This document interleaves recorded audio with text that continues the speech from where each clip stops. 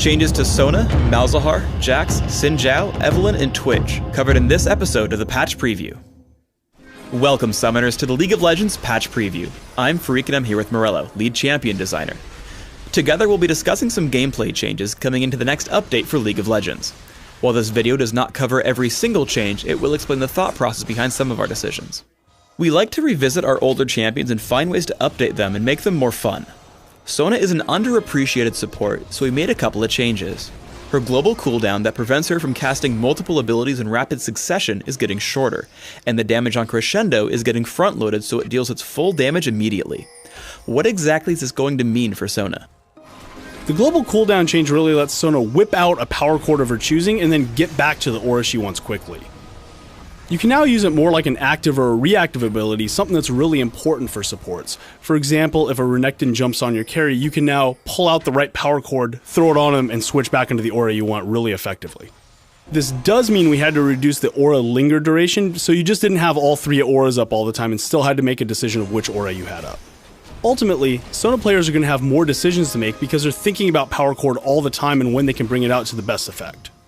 There's really a couple of reasons to make Crescendo deal its damage instantly. The first reason is that nobody could really notice or appreciate Crescendo's damage because it was so delayed. The second reason is really a bug fix, because things like Cleanse or Mercury Treads would end the effect early, thereby reducing the damage. This was never intended on this skill. Malzahar's major issue is that while his potential damage is exceptionally high, he's held back by being incredibly inconsistent. So we sat down and improved some of Malzahar's gameplay. First, his Voidlings are getting smarter. They'll focus targets of Malzahar's basic attacks and Nether Grasp, run between units better, and hide and brush alongside him when he's out of combat. Second, his Null Zone will have its cast time removed and can be cast while moving. What's going to be the impact of these Malzahar changes? By making the Voidlings smarter, this is really a damage increase as they spend less time walking, getting stuck on stuff, or attacking the wrong target. Having the Voidlings hide and brush with Malzahar means they don't give his position away when he's either trying to hide, escape, or set up a gank. Removing Null Zone's cast time allows Malzahar to both kite more effectively and also flow into his combo better. Null Zone naturally combos into his ultimate, so this will allow you to get through that combo much faster.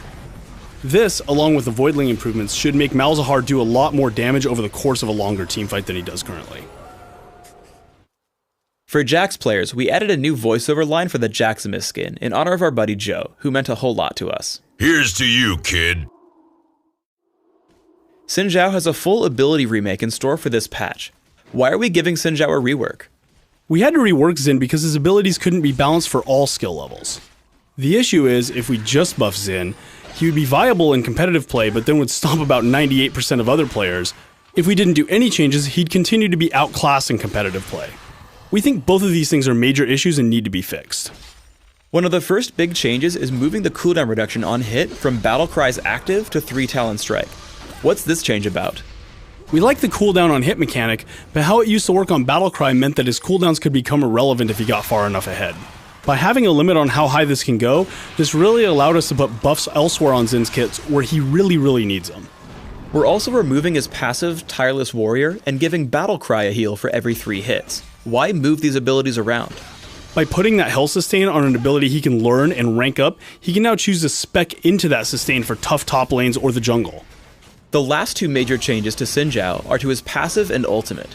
With Tireless Warrior gone, we're giving Xin Zhao a new passive called Challenge. Basic attacks on Audacious Charge challenge his target, reducing its armor. Additionally, he can only challenge one enemy at a time, so it drops off if he switches to a new target. Xin Zhao's ultimate, Crescent Sweep, now knocks back all enemies except for one who's been challenged. What's the goal with these 2 changes? This interaction is really going to be the biggest new skill differentiation aspect for Xin. To become an expert level Xin Zhao player, you're really going to have to master this interaction now. For example, you can go in on a high value target and separate him from the rest of his team. Or you can apply your passive to a nearby minion and knock the champion you want to right back into your team with an ultimate.